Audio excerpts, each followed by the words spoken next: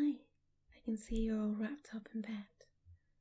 Would you like a story before you sleep? Well, here's a story. This is a Japanese folktale. It's called My Lord, Bag of Rice. Long, long ago there lived in Japan a brave warrior known to all as Tawara Toda, or My Lord, Bag of Rice. His true name was Vajrara Haseto, and there is a very interesting story of how he came to change his name. One day, he sallied forth in search of adventures, for he had the nature of a warrior and could not bear to be idle. So he buckled on his 2 swords, took his huge bow, much taller than himself, in his hand, and slinging his quiver on his back, started out. He had not gone far when he came to the bridge of Sati Nakashi, spanning one end of the beautiful lake Bahua. No sooner had he set foot on the bridge than he saw lying right across his path a huge serpent dragon. Its body was so big that it looked like the trunk of a large pine tree, and it took up the whole width of the bridge. One of its huge claws rested on the parapet of one side of the bridge, while its tail lay right up against the other. The monster seemed to be asleep, and as it breathed, fire and smoke came out of its nostrils. At first Haseto could not help feeling alarmed at the sight of this horrible reptile lying in his path, for he must either turn back or walk right over its body. He was a brave man, however, and putting aside all fear, went forward dauntlessly. Crunch, crunch. He stepped now on the dragon's body, now between its coils, and without even one glance back, he went on his way. He had only gone a few steps when he heard someone calling him from behind. On turning back, he was much surprised to see that the monster dragon had entirely disappeared, and in its place was a strange-looking man, who was bowing most ceremoniously to the ground. His red hair streamed over his shoulders and was surmounted by a crown in the shape of a dragon's head, and his sea green dress was patterned with shells. Haseto knew at once that it was no ordinary mortal, and he wondered much at the strange occurrence. Where had that dragon gone in such a short space of time? Or had it transformed itself into this man? And what did the whole thing mean? While these thoughts passed through his mind, he had come up with the man on the bridge, and now addressed him. "What is it you that called me just now?" "Yes, it was I," answered the man. "I have an earnest request to make to you. Do you think you can grant it to me?" "If it is in my power to do so, I will," answered Haseto. "But first tell me who you are." "I am the Dragon King of the lake, and my home is in these waters just under this bridge." "And what is it you have to ask of me?" said Haseto. "I want you to kill my mortal enemy, the centipede, who lives on the mountain beyond." And the Dragon King pointed to the high peak on the opposite shore of the lake. "I have lived now for many years in this lake, and I have a large family of children and grandchildren. For some time we have lived in terror, for a monster centipede has discovered our home, and night after night it comes and carries off one of my family. I am powerless to save them. If it goes on much longer like this, not only shall I lose all my children, but I myself must fall victim to the monster. I am, therefore, very unhappy, and in my extremity I determined to ask the help of a human being. For many days, with this intention, I have waited on the bridge in the shape of the horrible serpent dragon that you saw, in the hope that some strong, brave man would come along. But all who came this way, as soon as they saw me, were terrified and ran away as fast as they could. You are the first man I have found able to look at me without fear, so I knew once that you were a man of great courage. I beg you to have pity upon me. Will you not help me and kill my enemy, the centipede? Saito felt very sorry for the Dragon King on hearing his story, and readily promised to do what he could to save him. The warrior asked where the centipede lived, so that he might attack the creature at once. The Dragon King replied that its home was on the mountain Mikami, and that as it came every night at a certain hour to the palace of the lake, it would be better to wait till then. So Haihaizo was conducted to the palace of the Dragon King, and under the bridge, strange to say, as he followed his host downwards, the waters parted to let them pass, and his clothes did not even feel damp as he passed through the flood. Never had Haizado seen anything so beautiful as his palace built of white marble beneath the lake. He had often heard of the Sea King's palace at the bottom of the sea, where all the servants and retainers were saltwater fishes. The dainty goldfishes, red carp, and silver trout waited upon the Dragon King and his guest. Haizado was astonished at the feast that was spread for him. The dishes were crystallized lotus leaves and flowers. The chopsticks were of the rarest ebony. As soon as he sat down, the sliding doors opened, and 10 lovely goldfish dancers came out. Behind them followed 10 red carp magicians with the koto and the samisen. Thus the hours flew till midnight, and the magical music and dancing had banished all thoughts of the centipede. The Dragon King was about to pledge the warrior in a fresh cup of wine, when the palace suddenly shaken by a tramp, as if a mighty army had begun to march not far away. Hiraiso and his host both rose to their feet and rushed to the balcony, and the warriors saw on the opposite mountain 2 great balls of glowing fire coming nearer and nearer. The Dragon King stood by the warrior's side, trembling with fear. The centipede! The centipede! Those 2 balls of fire as its eyes. It is coming for its prey. Now it is time to kill it.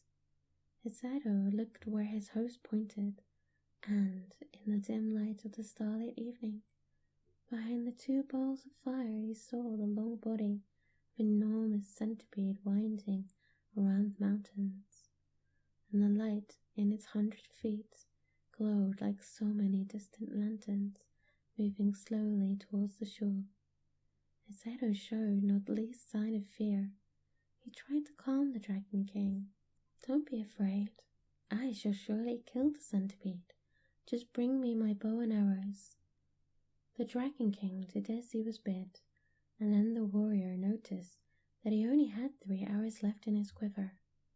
He took the bow, and fitting an arrow to the notch, took careful aim and let fly. The arrow hit the centipede right in the middle of its head, but instead of penetrating, it glanced off harmless and fell to the ground. Nothing daunted, Haizado took another arrow, fitted it to the notch of the bow, and let fly. Again the arrow hit the mark. It struck the centipede right in the middle of its head, only to glance off and fall to the ground. The centipede was invulnerable to weapons. When the Dragon King saw that even this brave warrior's arrows were powerless to kill the centipede, he lost heart and began to tremble with fear. The warrior saw that he had only 1 hour left in his quiver, and if this one failed, he could not kill the centipede. He looked across the waters. The huge reptile had wound its horrid body 7 times around the mountain, and would soon come down to the lake. Nearer and nearer gleamed fireballs of eyes, and the light of its 100 feet began to throw reflections in the still waters of the lake. Then suddenly the warrior remembered that he had heard that human saliva was deadly to centipedes. But this was no ordinary centipede. This was so monstrous that even to think of such a creature wrung creep with horror. Hesito determined to try his last chance, so taking his last arrow and first putting the end of it in his mouth, he fitted the notch to his bow, took careful aim once more and let fly. This time the arrow again hit the centipede right in the middle of its head, but instead of glancing off harmlessly as before, it struck home to the creature's brain.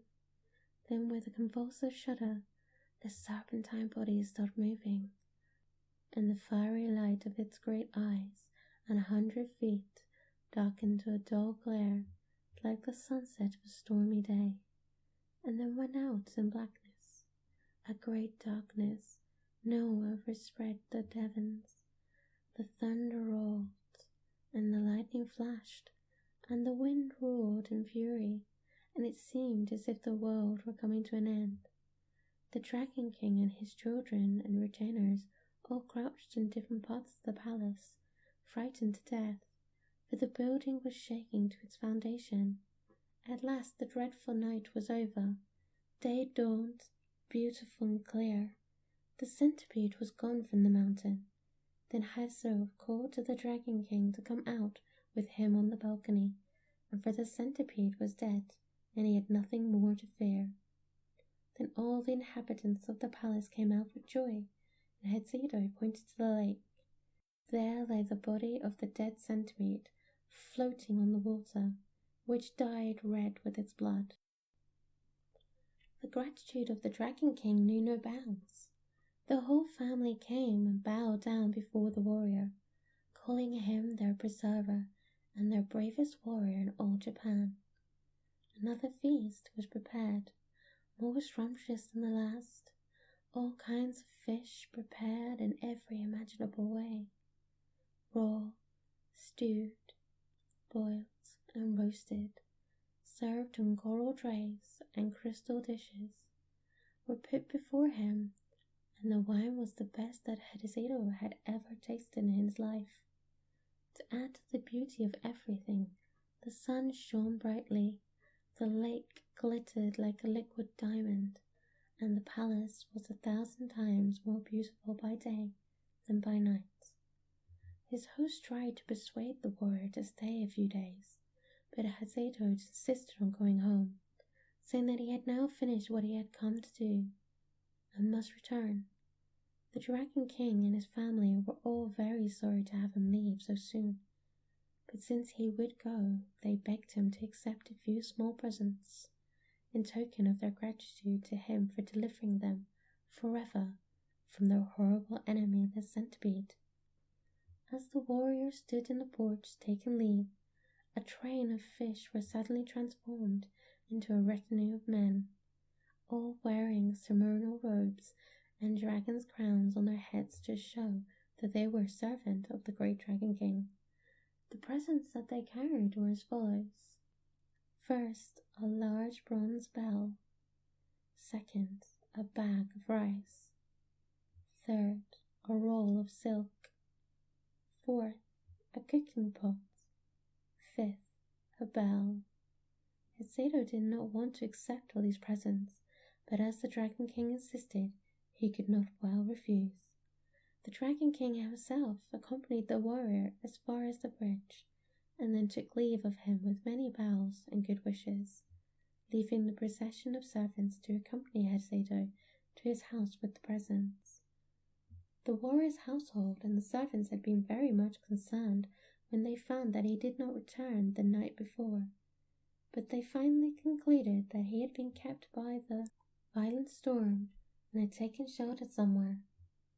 When the servants on the watch for his return caught sight of him, they called to everyone that he was approaching, and the whole household turned out to meet him, wondering much what the retinue of men bearing presents and banners that followed him could mean.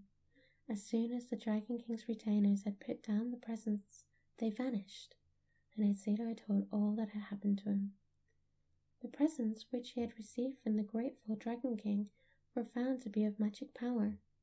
The bell only was ordinary, and as Hezedo had no use for it, he presented it to the temple nearby, where it was hung up to boom out the hour of day over the surrounding neighborhood. The single bag of rice, however much was taken from it day after day for the meals of the knight and his whole family, never grew less. The supply in the bag was inexhaustible. The roll of silk, too, never grew shorter, though time after time long pieces were cut off to make the warrior a new suit of clothes to go to the courts in at the new year. The cooking pot was wonderful, too. No matter what was put into it, it cooked deliciously whatever was wanted without any firing. Truly a very economical saucepan. The fame of Hideto's future spread far and wide, and as there were no need for him to spend money on rice or silk or fire, he became very rich and prosperous, and was henceforth known as my Lord Bag of Rice. I hope you're sleepy. I hope your eyes feel soft and droppy. I hope you feel relaxed and that everything is slowly fading as you fall asleep to the sound of my voice.